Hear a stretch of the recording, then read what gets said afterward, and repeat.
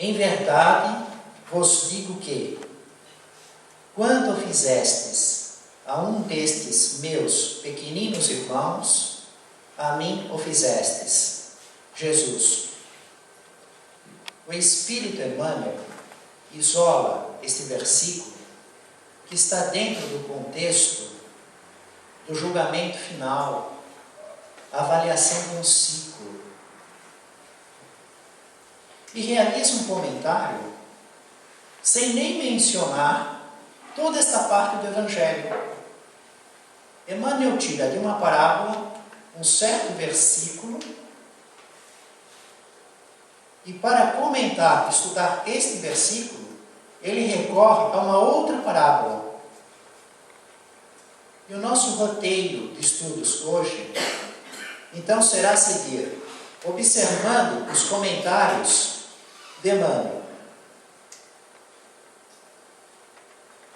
Vendo a parábola que Emmanuel se utiliza para realizar os seus comentários no seu contexto da época. E depois estudar a parábola deste versículo, do julgamento final, da avaliação de um ciclo evolutivo. Então Emmanuel se reporta, logo de cara, a parábola do bom samaritano. Alguém não ouviu falar da parábola do bom samaritano? Uma das mais famosas parábolas, todos já ouviram falar. E Emmanuel inicia o seu comentário exatamente assim. A história do bom samaritano, repetidamente estudada, oferece conclusões sempre novas. Interessante como algo que é estudado tantas vezes, é repetidamente estudado, pode sempre ter algo de novo. E Emmanuel inicia assim. E nós vamos estudar os seus comentários, depois vamos estudar a parábola do bom samaritano, repetir o estudo, até mesmo em gravação, com João Festoso tem, está lá no YouTube publicado. Eu até assisti o estudo da última vez, para recordar o contexto, e dezenas e centenas de outros estudos, uma das mais famosas parábolas. E Emmanuel procura traçar um quadro geral no seguinte sentido. O título é Na Intimidade Doméstica. Quem convive conosco na intimidade doméstica? O casal, o marido, a esposa, os pais, os avós, os filhos, às vezes os cunhados, alguém que está morando perto, né? Um amigo, a intimidade doméstica. E ele então faz uma comparação entre a intimidade doméstica e os outros, as outras pessoas com quem convivemos e não estão na intimidade doméstica. A Fátima ainda não chegou, minha esposa não está aqui. Então todos vocês são os outros. Para mim, ninguém está vivendo na minha intimidade doméstica, né? Não é assim? É uma realidade. Então tem uma realidade com as pessoas da nossa casa, do nosso convívio, aqueles laços de sangue, às vezes não estão no mesmo imóvel, mas temos o compromisso com os filhos, estudam fora, às vezes moram fora, com os pais, que também têm suas casas, suas circunstâncias. Então este grupo, a intimidade doméstica em relação aos outros. E o interessante é que ele diz o seguinte, ele fala da nossa dificuldade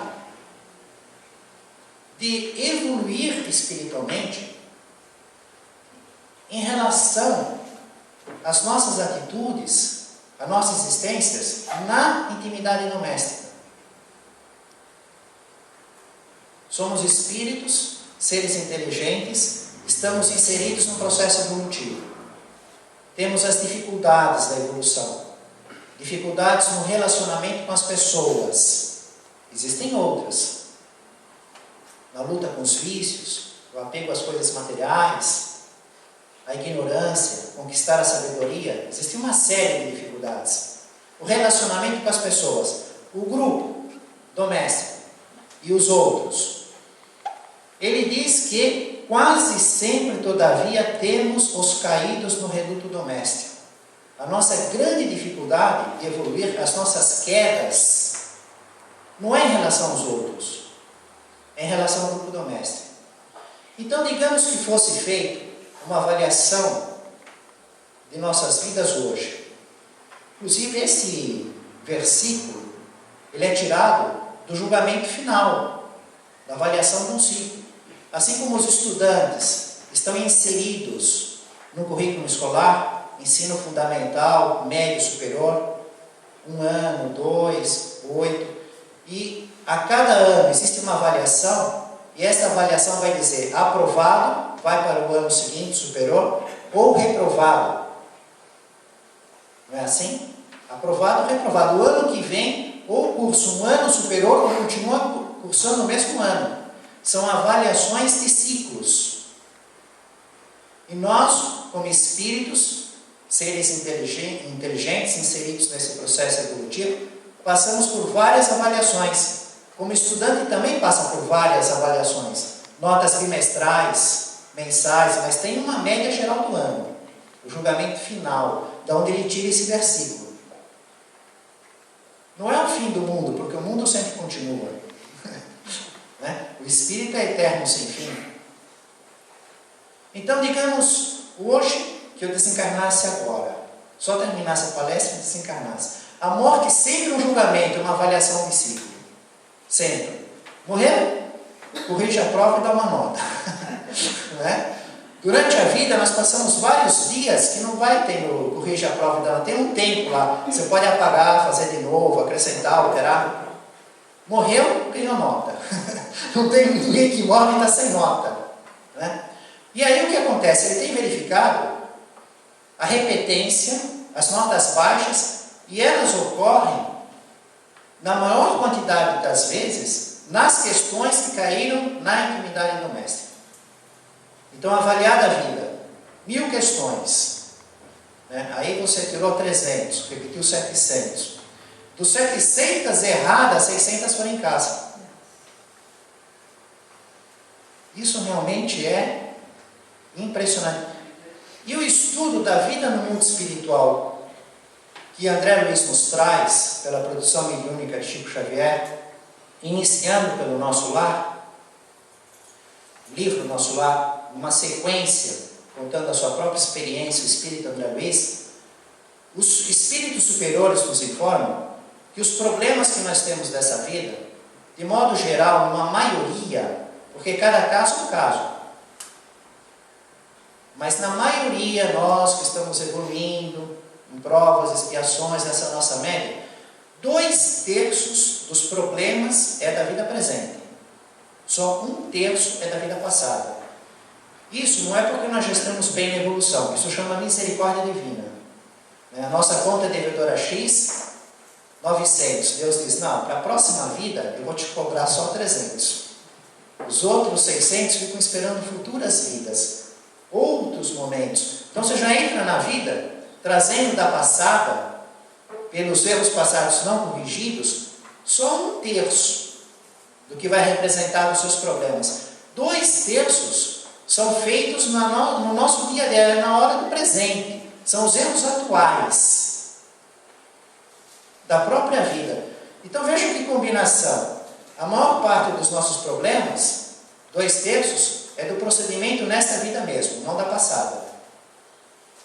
E a maior parte do nosso erro está dentro de casa. É na intimidade doméstica. É no relacionamento dentro de casa. Eu acho que, apesar de eu ter feito toda essa colocação, tirada do estudo dos Espíritos, eu não disse nada de novo, né? Todo mundo aqui vive essa realidade.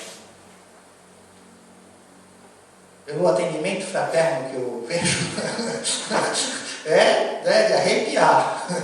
Né? Bom, o que Emmanuel faz? Ele procura sempre nos auxiliar. Então ele vê o problema, julgamento final. fim de um ciclo. Jesus compõe uma parábola para falar o que vai acontecer com quem passa de ano, o que vai acontecer com quem repete. Ele faz uma comparação com as ovelhas, com os carneiros, com o cabrito. Chega na glória, separa a esquerda e a direita, não é isso? Aquela parábola. E aí um vai para o fogo que jamais termina. Os anos escolares também não têm fim.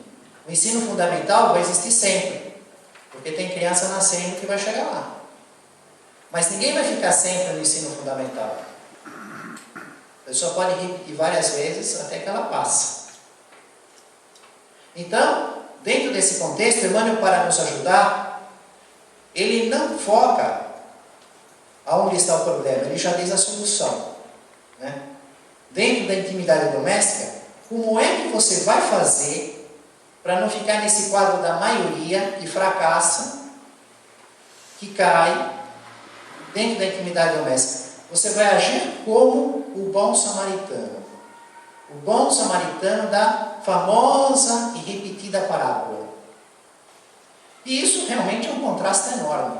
E quando eu peguei aqui para estudar, a parábola do fim do mundo, tudo bem, julgamento final, conhecido na gíria para o fim do mundo, que nós sabemos que não é assim, né? Aí quando eu leio o texto aqui, não tem nada do simples, foi só da parábola do samaritano. Vejam a grandiosidade de Emmanuel. Então o samaritano não hesita em auxiliar, porque a pessoa fazia uma viagem, descia de Jerusalém para Jericó, foi assaltada pelos ladrões, foi ferida, ficou quase morta em chagas, foi roubada, ferida, né? E aí vai passar o sacerdote, vai passar um levita, que vão observar que aquela pessoa foi assaltada, muito ferida, em chagas, e vão seguir adiante. No mesmo caminho passa o samaritano, que Emmanuel nos traz como solução para agirmos na intimidade doméstica. Então o samaritano não hesita em auxiliá-lo. Depois, quando formos estudar a parábola do samaritano na época de Jesus, nós vamos ver uma relação daquela época com esta, não hesita. Por que o sacerdote e o levita hesitaram? Estende-lhe as mãos, pensa-lhe as feridas, recolhe-o nos braços sem qualquer ideia de preconceito, condulo ao albergue mais próximo, garante-lhe a pousada, ouvida conveniências e permanece junto dele enquanto necessário. Abstém-se de indagações, parte ao encontro do dever, assegurando-lhe assistência com os recursos da própria bolsa, sem prescrever-lhes obrigações. Esse é um detalhe muito interessante, que o bom samaritano auxilia, leva a pessoa na hospedaria, mas continua cumprindo o dever dele. Ele deixa o dinheiro no depósito e diz, olha, se ele gastar mais, na volta eu pago. Ele não deixa de cumprir com a sua missão, com o seu dever. Ele suspende temporariamente para prestar um auxílio, mas continua realizando o seu dever.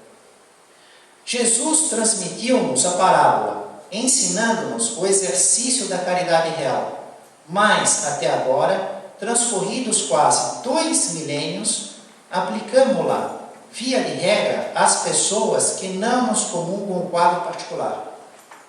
Ou seja, nós geralmente somos bons samaritanos para o grupo dos outros, e não para o grupo da intimidade doméstica. E Emmanuel diz que nós devemos ser para o grupo da intimidade doméstica também. Isso já arrepia muita gente. Nossa, o que eu vou fazer com essa pessoa? Não é? Parece que me falta qualquer tipo de condição. Ele já se sente na posição do sacerdote e do levita. Mas não tem condição. Se você conhecesse a minha sogra, fala assim. Esses são caídos, também muitos caídos. Eles não descem de Jerusalém a Jericó, mas tombam da fé para a desilusão e da alegria para a dor, espoliados nas melhores esperanças em rudes experiências. As pessoas que estão convivendo conosco na intimidade doméstica que já não possuem fé e que só vivem de dor. Quantas vezes surpreendemos as vítimas da obsessão e do erro, da tristeza e da provação dentro de casa? Então temos junto de nós obsediados. Julgamos assim que a parábola do bom samaritano produzirá também efeitos admiráveis toda vez que nos decidirmos a usá-la na vida íntima, compreendendo e auxiliando aos vizinhos e companheiros, parentes e amigos, sem nada exigir e sem nada perguntar. Agora vamos, na época de Jesus, fazer algumas reflexões a respeito da parábola do bom samaritano. A anotação do Evangelho de Lucas é o capítulo 10, está entre os versículos 25 e 37. Tudo veio depois da colocação de um doutor da lei a respeito da vida eterna. Os doutores da lei, o Sinédrio, os fariseus, os saduceus, os escribas, os anciãos e um doutor da lei. Que lei? A lei de Moisés, a Torá, os 5 livros, os 613 mandamentos. Os mandamentos da lei, 613. Então, na conversa com Jesus diante do público, ele pergunta o que fazer para ter a vida eterna. Jesus contrapõe dizendo assim: o que está escrito na lei? Como lês? Na lei é um texto enorme de 5 livros. O estudo tira de lá 613 mandamentos. Então Jesus está solicitando uma espécie de seleção e interpretação. Como lês? Muito importante essa circunstância, porque a lei e o Evangelho de Jesus também é igual para todos. Mas cada um pode fazer uma interpretação diferente daquilo mesmo que está escrito. Pode ter uma compreensão espiritual à moda da casa, do seu jeito particular.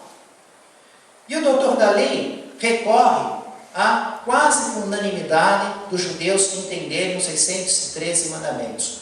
2 deles estavam acima de todos os outros 611.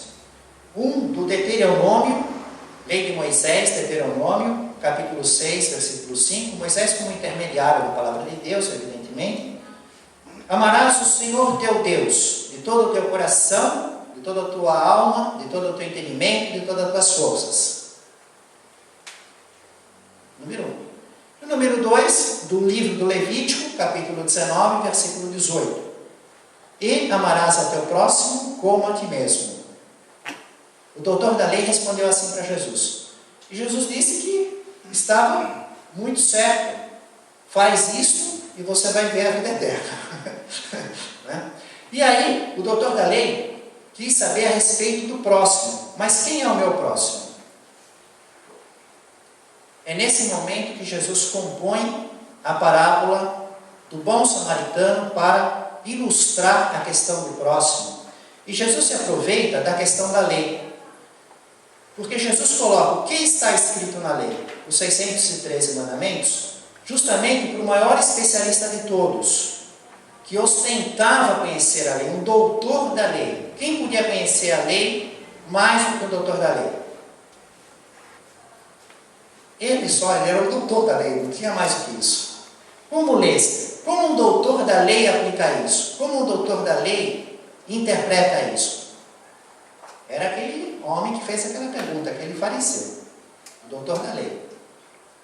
Jesus acaba colocando na sua parábola o total das pessoas envolvidas com a lei. Porque esse doutor da lei, aonde que era o clube que ele jogava, né? Onde que era o local dele? Era o Sinédrio. Fariseus, saduceus, escribas, anciãos, doutor da lei, o Sinédrio, que ficava dentro do templo, aquele conjunto de 71 membros, aquele elite. Mas tinha o serviço no templo, que eram feitos por milhares. No templo, quem trabalhava no templo? Sacerdotes e levitas. Esses milhares, qual era o serviço desses milhares? Tinha as orações, tinha o sacrifício dos animais, pombos, carneiros, bodes. Então, para sacrificar os animais, tu tinha que matar, tirar a pele, tirar o sangue, jogar o sangue lá na área, nos lugares adequados. A lenha, para queimar o animal. Tinha o lugar santo dos santos. O lugar santo tinha o candelabro de 7 braços, que tinha que ficar aceso o óleo queimando, o incenso, os pães da oferta. Tinha uma série de serviços que eram feitos por milhares de homens. Todos esses homens tinham um ponto em comum. Todos são da tribo de Levi. Todos. Sacerdote é um homem da tribo de Levi. Levita é um homem da tribo de Levi. Então, mas por que chama de sacerdote e levita?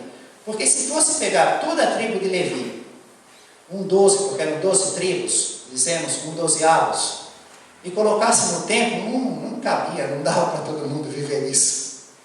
Então havia uma espécie de distribuição de serviços e privilégios de hierarquia. Os levitas estavam mais embaixo. Quando a coisa subia de nível, virava sacerdote. Então o sacerdote era um homem da tribo de Levi. Por que isso é assim? Isso vem já de Moisés, com Arão, irmão de Moisés, que ficou responsável pela guarda das tábuas, dos 10 mandamentos, da arca da aliança, dos objetos sagrados. O primeiro sumo sacerdote. Pontinhos, pontinhos, pontinhos, abre aspas, o primeiro papa, Pedro, fecha aspas, não tem motivo nenhum botando cara. Imagina só, sumo sacerdote. Primeiro sumo sacerdote, Arão, tribo de Levi, ganhou esse privilégio. Vida boa. E o trabalho do templo, vinham todos os judeus em 3 festas de peregrinação fazer oferta, pagar, oferecer animal, e eles viviam daquele serviço. E eles, então, o trabalho deles era cumprir rigorosamente a lei, os 613 mandamentos. Inclusive essa parte aí que era reservada exclusivamente para eles, né? De fazer o sacrifício do animal, de trocar o pão, de pôr o óleo, toda aquela parte estrutural, tocar a trombeta, né? Fazer os louvores. Agora tem um terceiro envolvido na lei, que são os samaritanos, e que são odiados pelos judeus. E o motivo da diferença é exatamente a interpretação da lei. Porque os judeus, eles aceitam os 613 mandamentos, os mandamentos de Moisés, vindos por Moisés, mais juízes, mais profetas. Fica um monte de livro agregado na Torá. Os samaritanos recusam tudo, só aceitam Moisés. Só os livros da Torá, os 5 livros. Gênesis, Êxodo, Levítico, Números e Deuteronômio. Só. Então, fechando a interpretação só nisso, e aí nós vamos ter, toda vez que entra um contexto de uma discussão do samaritano em relação ao judeu, é porque os judeus estavam se apoiando em textos que estavam em reis, que estavam nos profetas, e os samaritanos não aceitavam esses textos. Diziam, não, mas nós temos que ficar só aqui, com Moisés. Então era uma briga interminável. Porém, Jesus vai compor a parábola, mas ele vai compor uma parte da parábola que entra em questão, que vai passar o sacerdote, o levita e o samaritano, que está na lei, que todos eles aceitam, está em Moisés, não está nos juízes ou profetas, está em Moisés, que é a questão do sangue, impureza, né? Eles tinham toda uma preocupação que o sangue, a alma está no sangue, então os animais já tiravam o sangue para serem alimentados, eram separados os animais que podiam comer, que não podiam comer, como tinha que criar, como tinha que matar, até que era obrigado a comprar de judeu, X dias antes de festa, toda uma circunstância de detalhes. E no humano também, a mulher no parto, depois tinha que fazer purificação porque tem sangue, nos períodos, qualquer sangue era um problema dramático, né? Agora o homem, ele está viajando de Jerusalém para Jericó. O lugar que Jesus escolhe já é único no mundo. É uma falha geológica, saindo de Jerusalém quase 800 metros acima do nível do mar, numa faixa de uns 30 quilômetros, você ia até o Mar Morto, 394 metros, quase 400, abaixo do nível do mar. Descer 1.200 metros ao lado de um deserto de pedra. E nesse caminho, Jericó, um oásis. É um lugar impactante. Além do símbolo espiritual, se afastando de Deus, quem sai de Jericó, sai do templo, onde Deus se manifesta, e vai, quem sai de Jerusalém, sai do templo, onde Deus se manifesta, e vai para Jericó, ele sai de Deus, ele abaixa para as coisas materiais. Então o homem é assaltado, roubado, quase morto em chagas. Quando passa o levita e passa um grau acima na hierarquia dele, o sacerdote, ambos da tribo de Levi, e eles olham aquele homem, o que eles fazem? Eles obedecem à lei. Não toque porque tem sangue. A lei está lá, claro. E se tocar em alguém com sangue? Tem que ir para ritual de purificação. Eu não vou ler porque não vai dar tempo, porque não dá 20 minutos para ler. O que tem que fazer, o que tem que pagar. Eles obedeceram à lei de Deus. Olhou todo aquele sangue, chagas, seguiu. O samaritano, na mesma lei, o samaritano também obedeceu à lei. Só que ele encontrou um jeito de, mesmo obedecendo à lei, auxiliá-lo. Ele foi lá, derramou vinho e azeite, limpou o sangue. A semelhança de um pequeno ferido que eu fiz hoje aqui. Não sei como acordei com sangue para lá, para cá.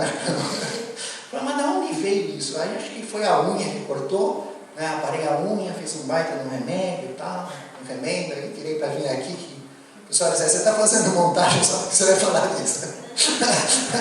Né? Ele lavou o sangue com vinho, com azeite, a letra da parábola que Jesus contou.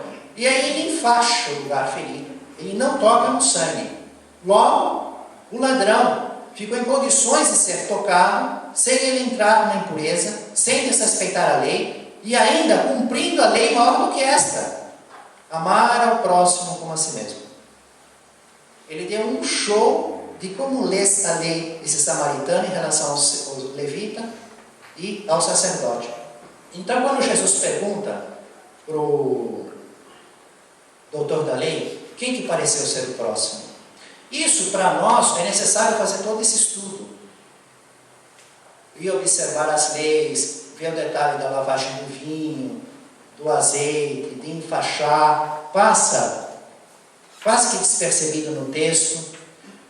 Porém, os judeus que ouviram isso de Jesus naquela época, aquilo saltou às vistas enormemente, porque era o dia a dia deles. Como as leis entravam em conflito, você podia fazer um mandamento desobedecendo o outro, desde que você estivesse cumprindo o outro. Não pode fazer circuncisão. Tem que fazer circuncisão, mas não pode, porque é considerado um trabalho. E se o 8º dia cai no sábado? A circuncisão é no 8º dia. E se o 8º dia cai no sábado, faz ou não faz? Mas se você cumpre o mandamento, você está desobedecendo este. Mas eu estou desobedecendo, porque eu estou cumprindo este. Então tudo bem. Você cumprindo um, você pode desobedecer outro. Mais ou menos. A grosso modo, o nosso estudo serve. Então, dentro desse contexto, o bom samaritano, ele arrumou um jeito de auxiliar. Nós temos na produção mediúnica de Chico Xavier um conto que está no roteiro de Jesus e também está no livro Estante da Vida, capítulo 40, no roteiro de Jesus. Não, peguei a página errada. A página é essa aqui. No roteiro de Jesus, Louvores Recusados, capítulo 43. E Contos e Apólogos, capítulo 13. Que nós já estudamos aqui, que fala de Vicente de Paulo. Em 1663, ele fundou a Congregação das Irmãs de Caridade com Luísa de Marilac. E foi a primeira congregação de irmãs que saíam de dentro dos conventos para praticar a caridade com os pobres e com os enfermos. E o conto que o espírito irmão X, Humberto de Campos, nos traz, na produção mediúnica de Chico Xavier, fala que Vicente de Paulo, sendo um sacerdote católico francês, realizando o culto, né? Aí o que acontece? Foram naquela noite pessoas que tinham se dado muito bem na vida e que estavam falando, testemunhando isso de público e fazendo suas ofertas de gratidão. Ele diz assim: conta-se no plano espiritual que Vicente de Paulo oficiava num templo aristocrático da França em cerimônia de grande gala. Não era aquela cerimônia do povo, era algo especial, grande gala. À frente de ricos senhores coloniais, capitães do mar, guerreiros condecorados, políticos ociosos e avarentos sórdidos. E essas pessoas iam lá, na imagem de Cristo crucificado, e agradeciam por ter ganho a batalha, arrasado o inimigo, humilhado todos eles, e aí a fortuna deles aumentou tanto e tal. Foi lá outra senhora: porque a colônia que eu tenho, os negros maravilhosos, dóceis, que agora estão obedecendo, e meu lucro está lá, tal. Que maravilha que morreu meu parente, agora eu vivo dessa herança, não tenho mais que trabalhar, tudo assim, tudo ócio, guerra, exploração, oferecendo uma parte desses ganhos, agradecendo a Deus, agradecendo a Jesus. E Vicente de Paulo, cuidando desse ofício, de repente ele tem uma visão, né? Olhando assim para o Cristo, ganhando uma animação, uma forma fluídica. E Jesus lá na cruz, como ele se sai da cruz, chorando, desce e começa a andar e ir embora. E ele, de certo modo, se vê transportado perto do Cristo, querendo parar. Bom, peraí, nós estamos aqui prestando uma homenagem ao Senhor, toda essa cerimônia de gala, eles doando coisas para a igreja para aumentar a obra, para divulgar o seu evangelho. O Senhor sai da cruz e vai embora? E chorando, o que está acontecendo? E Jesus diz: mas Vicente, eu estou envergonhado. Eu me sinto envergonhado do que estão me oferecendo, do jeito que eu estou sendo louvado. Louvores sem acusado. E que Vicente de Paulo ficou assim meio... caiu. Né? Teve um estranho ataque de algo inexplicável, que ninguém viu nada, ninguém viu a visão dele, de Jesus fazendo uma aparição assim na cruz, saindo, descendo, chorando, e ele se vendo falando com Jesus. Ninguém viu isso. É o conto que Humberto de Campos nos traz, que ele viveu isso. E que depois que ele voltou desse ataque, ele mudou radicalmente, fazendo uma postura, um grande esforço de auxiliar as pessoas carentes, os pobres, os necessitados, inclusive com esse fato que vimos, 1633, com a irmã Luísa de Marilac, fundando a primeira congregação de caridade, que a irmã sai, né, porque havia assim, atender os pobres, os carentes, que são levados. Mas a irmã sair e ir em busca do local onde estão os carentes. E ele possui muitos trabalhos na codificação espírita de Allan Kardec, muitos ensinos do Livro dos Espíritos e outros, muitas respostas, estudos de vários assuntos, esses espíritos nos trazem. Mas vamos agora sair um pouco da parábola do bom samaritano e ver a parábola do versículo que Emmanuel isolou, a predição do fim do mundo, que Jesus vai compor essa avaliação e ele vai usar a vida dos pastores, que os pastores não misturavam os cabritos com as ovelhas. Então eles tinham que, em certos momentos, separar devido ao comportamento. E que vai ocorrer isso: Jesus vai chegar, o Filho do Homem vier em sua glória, para fazer um julgamento, uma avaliação. Então ele vai separar para a direita e para a esquerda, as ovelhas, o cordeiro e o cabrito. E esta é a convenção que Jesus usa: para a direita, o lado do bem, e para a esquerda, o lado do mal. Ele vai continuamente, em todo o evangelho, ele usa essa convenção. Você vai ver que toda vez que ele vai falar do bem e do mal, a mão atrofiada, né, que tinha que fazer o bem e não faz, aí ele vai usar a direita e a esquerda. O lado do barco, ele vai usar o direito e a esquerda. E toda vez que aparecer uma passagem do evangelho falando dos lados, você já pode colocar essa tabela que dá certinho, não tem um erro. O direito é bom e o esquerdo é mal. A ovelha sempre está no lado do bem, o cabrito do lado do mal. Isso, evidentemente, é uma convenção adotada, que já vem desde Abraão, o cordeiro vem desde o pai Abraão, que ele iria sacrificar o seu filho e foi substituído pelo cordeiro. Então ele ganhou nessa convenção a imagem do sacrifício inocente, o puro que se sacrifica pelo bem maior. João Batista dizia: eis o Cordeiro de Deus, que vem tirar os pecados do mundo. Aí o que Jesus faz? Ele compõe a sua parábola utilizando as nossas necessidades materiais. Ele vai falar de comer, estou com fome, me deu ou não me deu de comer? De beber, tinha sede, me deu ou não de beber? Estava nu, me vestiu ou não? Estava doente, cuidou de mim ou não? Fui preso, que naquela época era comum, né? Hoje já é mais difícil. Até os que estão presos quase não ficam lá. Foi me visitar ou não foi? Precisei de hospedagem. Hoje tem os hotéis, cartão de crédito, né? Tudo, uma estrutura. Naquela época dependia das pessoas hospedarem para ser acolhido. Então Jesus fala dessas necessidades para fazer a separação entre o bem e o mal, entre a ovelha e o cabrito. Ele diz: bom, quem me deu de comer, de vestir, me deu remédios, me hospedou, me visitou? Esse é quem fez o bem. Esse é a ovelha, esse é o que está aprovado. Os outros, eu tive fome, eu tive sede. E aí houve duas questões impactantes para aqueles que ouviam. Uma delas é que eles disseram assim: mas eu nunca te vi com fome, com sede, né? Como? Que conversa é essa? Estou te ouvindo agora, te segui há algum tempo, você nunca teve preso, nunca teve doente.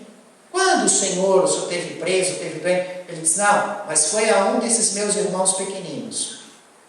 Então a avaliação ia ser feita não que se fazia em relação ao rei, né? O aluno, ele tem que dar satisfação pelo que ele aprende com seus conhecimentos na sua prova, o seu comportamento em relação aos seus colegas dentro da aula. É algo mais ou menos assim: o nosso procedimento em relação aos que estão em volta. Então essa foi a primeira, mas a mais impactante de todas não foi essa. Foi exatamente Jesus ter colocado que a salvação, a aprovação, quem passa de ano, quem repete de ano, está em relação a esse comportamento de vestir, comer, dar remédio, tratar bem, ajudar. Ele não citou nem um único dos 613 mandamentos. E todo judeu esperava pelos mandamentos. Qual mandamento obedeci? 321, 450. Aprovou por quê? Obedeceu este. Reprovou por quê? Desobedeceu este. Isso é o que passava na cabeça deles. Então, quando Jesus coloca que a aprovação depende de ter feito bem a quem está perto de você, de ter feito bem auxiliando as pessoas de acordo com as suas necessidades, isso é tremendamente novo. Para nós é o contrário, né? Para nós é novo ficar pensando que naquela época, isso daí, né? Para eles era novo. Para nós hoje, quantas vezes nós já não vimos isso? Jesus falar dentro desse contexto: então, Senhor, os justos lhe responderão: Senhor, quando te vimos com fome, te demos de comer ou beber, te demos de beber? Quando te vimos com sede? Quantas vezes já vimos essa parábola?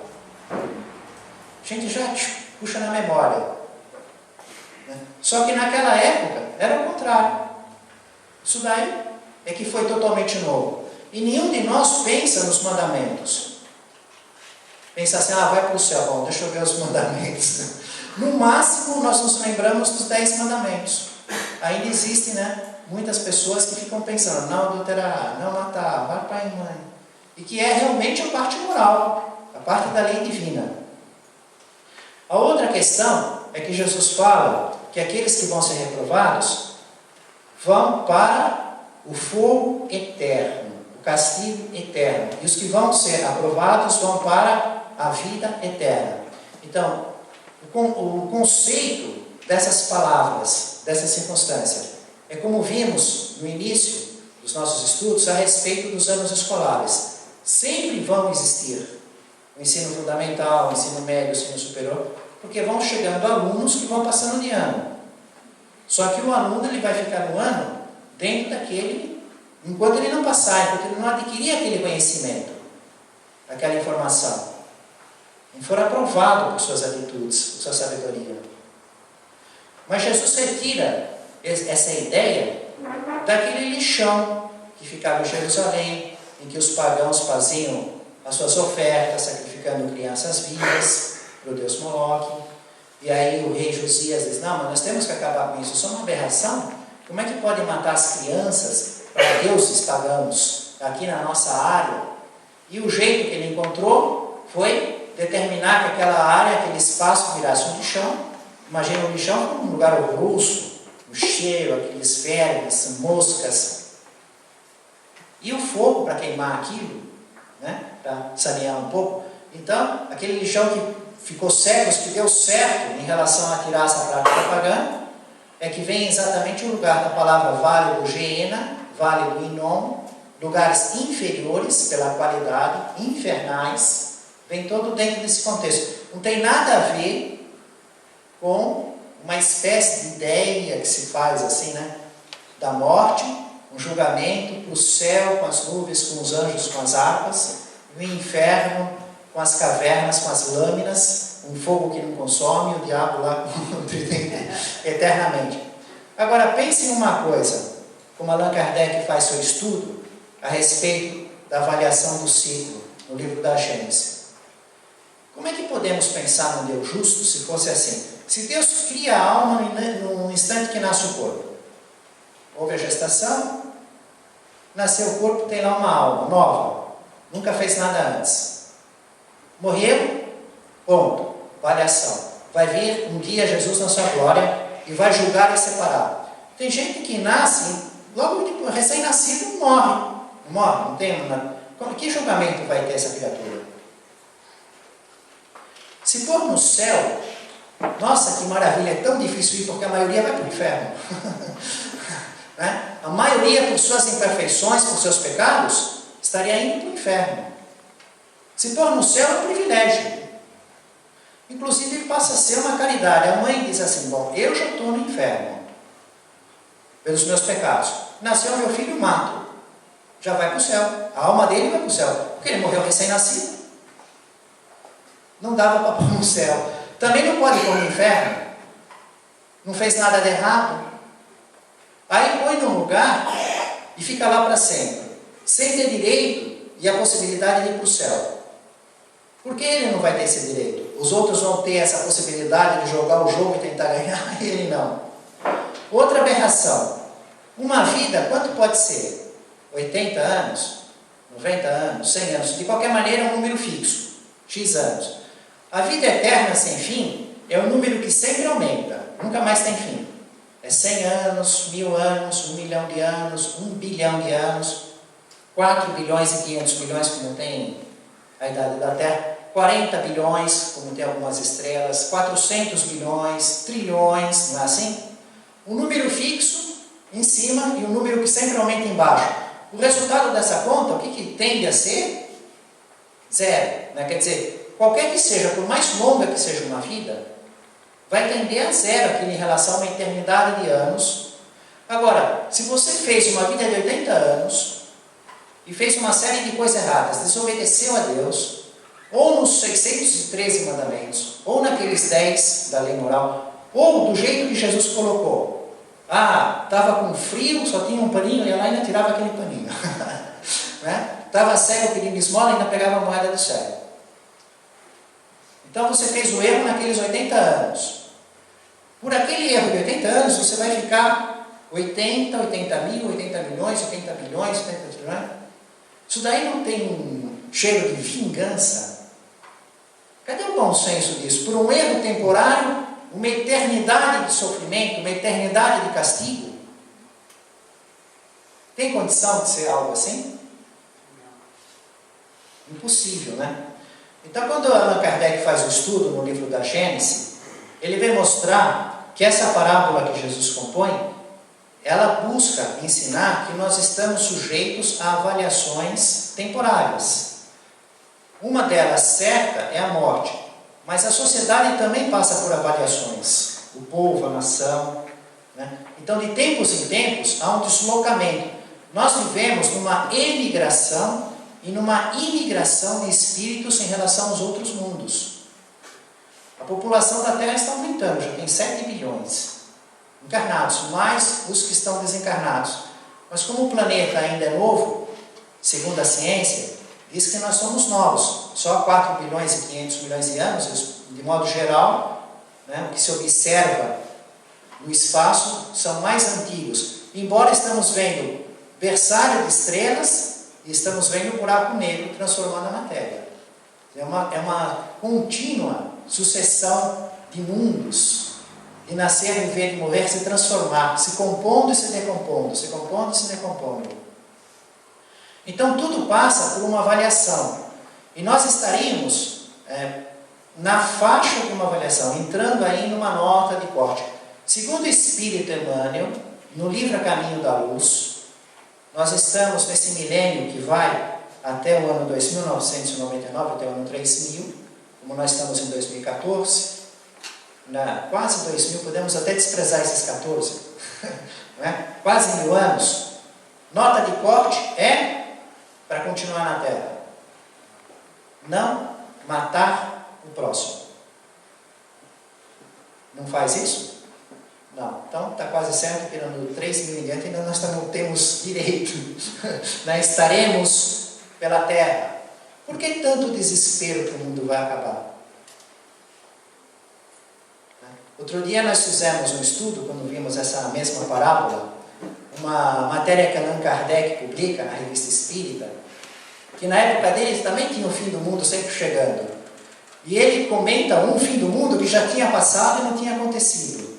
E ele anunciava um fim do mundo que para Allan Kardec, naqueles anos, de 1857 a 1869, era o futuro, mas para nós já é o passado. E também não aconteceu. Né? Mas o mais interessante daquilo é que as pessoas ficavam assustadas, vendiam seus patrimônios, e havia um espírito que sempre frequentava a Sociedade Parisiense de Estudos Espíritas, mas naquele dia não estava lá, mas ele estava ligado no que chegava de lá, e ele ficou percebendo que o pessoal dava tanta risada, falou: mas o que está acontecendo lá em Paris? Embora hoje não é o meu dia de ir para lá, eu vou para lá ver o que está acontecendo. Ele ficou curioso, porque o trabalho de Kardec, sério, sagrado, respeito com os espíritos superiores, pesquisa, instrução, caridade, que tanta risada está vendo por lá. Aí quando ele chegou na reunião, ele viu que o problema todo, eles estavam lendo as descrições do próximo fim do mundo. Eles estavam estudando aquilo, que saiu um livro falando, mostrando como ia ser, com suas teorias, a população, uma parte dela toda assustada, a exploração comercial, igualzinho como vemos hoje. Existe ainda essa infância da compreensão espiritual espalhada aí pelo planeta, alguns querendo fazer conta de tudo quanto é jeito para acertar um número, mas Emmanuel diz que o livro A Caminho da Luz ainda tem 1000 anos para aprender a não matar o outro, que também foi a nota de corte dos exilados de Capela. Eles vieram para cá porque não conseguiam fazer isso, né? Estavam muito mais avançados do que nós, no entanto ainda matavam. Nós temos um domínio material muito maior do que na época do Cristo. Matamos em massa ainda. Percebam isso? A misericórdia divina está permitindo que vamos ganhando domínio sobre a matéria, levando mais conforto material às nossas vidas. E ainda não nos trouxe uma nota de corte para nos tirar por mau comportamento. E a próxima, de 1000 anos, é só não matar o outro. Então esse contexto que nós estamos vivendo, ele de um certo modo, ele nos apresenta assim, a gente queria uma cobrança, não quero ver aqueles menininhos lá na praia, lá nas pitangueiras, que passa olhando e passa roubando. E não quero ver aquele cara de Mercedes que roubou tudo e está impune. Colarinho branco, que ainda o pessoal tira o chapéu para ele, ô doutor, né? Os dois lados sociais, o que roubando que está ao alcance. Né? Muito disso, a gente convive com isso. E ainda vai ficar aí, ó, se a próxima nota de corte ele não matar, quer dizer, até o ano 3000 eles também estão. Então, porque não é roubar o outro. Uma das últimas que teve era não comer a carne de outro humano. Há 500 anos atrás podia. E os espíritos que faziam isso? Que não se reformaram, que não conseguiram ter esse domínio de comer a carne de outro humano, estão em outro planeta, comendo a carne da mesma espécie que eles estavam. Né? Então, quando Jesus compõe, ele vem, é o fogo eterno, é o sofrimento purificador, é o desgosto de repetir de ano, é aquele tédio, aquela circunstância horrorosa de repetir de ano, a vergonha, e não significa um sofrimento para sempre. E encerrando as nossas reflexões, vamos de memória, a pedido do meu guia, ele está me lembrando no caso que eu não trouxe os livros, não tem os detalhes. Nós falamos que a maior parte dos problemas são desta própria vida. E que às vezes, não é assim, você faz um erro nesta vida e só vai acertar as contas em outra vida. Às vezes já é nessa vida. Muitas vezes é na própria vida. Então tem um caso que é mais ou menos assim. Tinha um pai, né, um homem, ele tinha um filho. Não tinha mais a mulher, já estava viúvo, só tinha aquele filho. E ele teve um atrito muito grande com aquele filho. Mas ele ficou numa miséria enorme e o filho ficou muito bem de vida. Muito bem de vida. E ele estava assim, passando fome, necessidade, ele ficou indignado. Ele falou, como é que eu posso morrer de fome? Meu filho sem. Não tem condição. Ele entrou na justiça para ele conseguir uma pensão, só para não morrer de fome. E o filho não queria dar isso de jeito nenhum para ele. Queria que ele realmente morresse de fome. Então o que o filho fez? Ele fez uma arquitetura com os documentos e passou todos os seus bens para o seu tio, o irmão do pai dele, que estava pensava do mesmo modo que ele. E o pai contestou na justiça, não, ele está tirando todo o patrimônio do nome dele, ele está só para não ter que me pagar a pensão, não sei o que lá. Mas a justiça, né, imagina, quem tem o dinheiro, controla tudo certinho, foi tudo realmente para o tio dele. Ele ficou a zero e o processo então deu que ele não poderia pagar a pensão para o pai, porque não tinha nada como pagar, ele não tinha nada. Reconheceu todo o patrimônio como sendo do tio, fim, negócio fechado. Só que passou algumas semanas, o tio morreu. E o tio não tinha ninguém, não tinha filho, não tinha casado, não tinha nada. E a lei no local, então dava para o parente mais próximo, foi para o pai, foi para o irmão. O pai dele ficou com tudo. Ele foi tudo morte natural. Isso foi tão espantoso que Allan Kardec publica isso, né? Dizendo assim, olha, não pense que todos os seus erros você vai acertar na outra vida. Às vezes começa nessa. Família espiritual de Jesus, no caminho do reino dos céus, em nome do Mestre Jesus, louvado seja Deus.